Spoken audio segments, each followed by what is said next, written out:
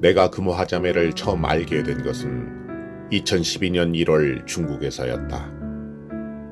북한에서 장사하다 빛에 쫓들려 중국으로 건너왔지만 맑고 영특한 사람이었다. 그 당시도 나는 성경을 전하고 성경 말씀을 가르치는 일꾼으로 중국에서 사역하고 있었다. 중국에 온 그녀를 만난 나는 하나님에 대해 궁금해하는 금화를 위해 준비된 처소에서 성경 공부를 시작했다.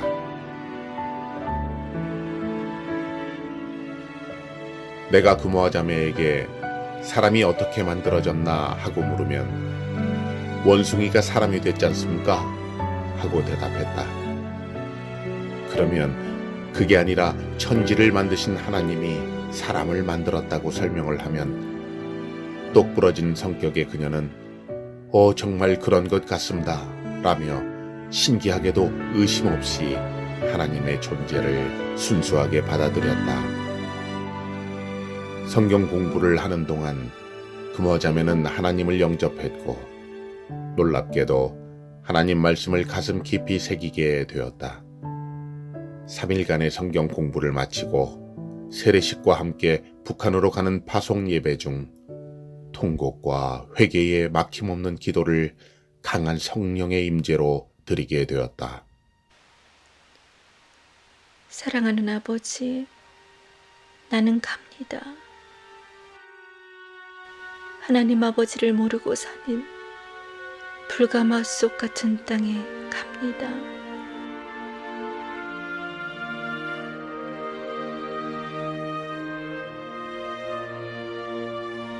무서운 감옥도 죽음도 두렵지 않습니다. 나는 압니다. 저희 친구들이 하나님 모르고 죽어가고 있는데 나만 살겠다고, 동생 찾았다고 여기에 눌러 앉는다면 하나님 아버지 딸 아닙니다. 북한 땅 방방곡곡 다 밟고 다니며 하나님께 기도할 것입니다. 나의 죄 때문에 십자가에 못 박혀 죽으시고 다시 살아나신 예수님의 보혈로 우리를 죄에서 건져주신 하나님의 은혜와 사랑으로 걸어갑니다. 이 딸이 가는 길마다 하나님께서 함께하여 주시어서 한시 바쁜 이 딸의 길을 열어주시기를 간절히 기도합니다. 금화자매가 북한으로 돌아간 후 연락이 오면 그녀에게 필요한 것들을 준비해서 보내곤 하였다. 중국 현지 사역자가 친척을 방문하기 위하여 북한에 갔을 때 그녀가 밤마다 성경책을 들고 나가서 새벽에야 돌아오는 모습을 전해주었다. 그리고 3년이 되었을 때 금화자매가 중국에 나와 있는 동생에게 편지를 보내왔다. 조선에 와서 1분 1초도 주님을 잊지 않고 딱 주님의 뜻대로 살아가고 있다. 여기서 지하교회를 세웠어.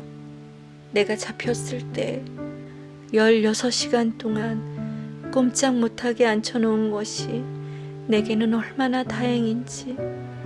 주님과 대화를 나누면서 힘들면 마음속으로 찬양을 부르고 배고프면 하나님께 생명의 떡과 생명수를 달라고 기도를 드렸는데 참으로 놀라운 것이 13일간 금식하였는데 하나도 배고프지 않고 굳세게 견딜 수가 있었어.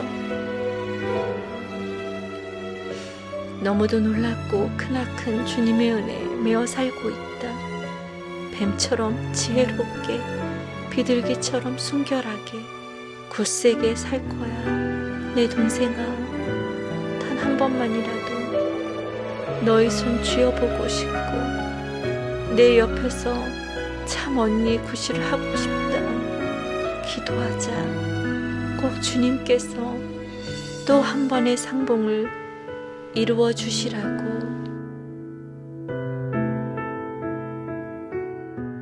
금화자매가 북한에서 보낸 마지막 편지이다. 그리고 2014년 다시 발각되어 살아나올 수 없는 곳으로 투옥되기까지 19명의 성도들과 함께 하나님을 예배하였다.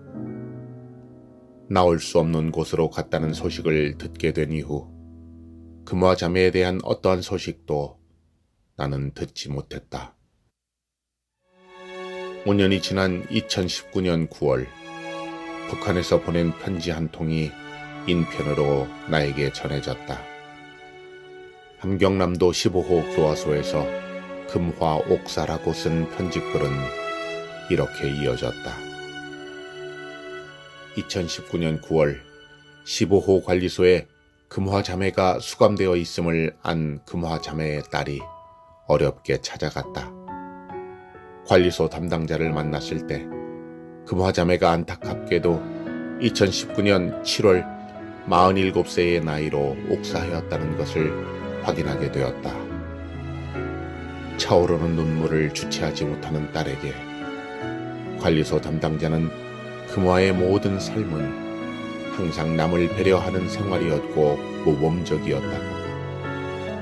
강직한 성품과 지혜로운 그의 생활은 선생님과 같은 존재로 우리 관리소 안에 많은 활력을 불어넣어 주었다고 했다. 몇 차례나 금화에게 너 아직도 예수 믿는 것을 후회하지 않느냐고 물을 때마다 조금도 망설임 없이 매번 대답은 나는 지금까지 예수를 믿어 고난받는 것을 한 번도 후회한 적이 없다고 했다. 마지막으로 관리소 담당자는 애정이 담겨있는 따뜻한 어조로 너도 세상 살기 힘들더라도 꼭 금화 내 엄마처럼 살라고 당부했다. 그의 말에서 공개적으로 표현할 수 없는 의미심장한 메시지가 느껴졌다.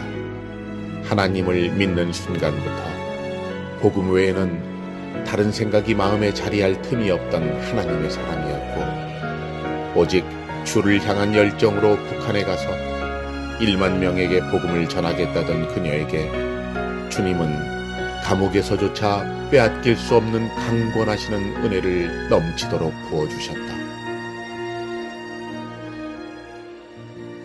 그렇게 주의 영광으로 충만한 거룩한 성도로 살다가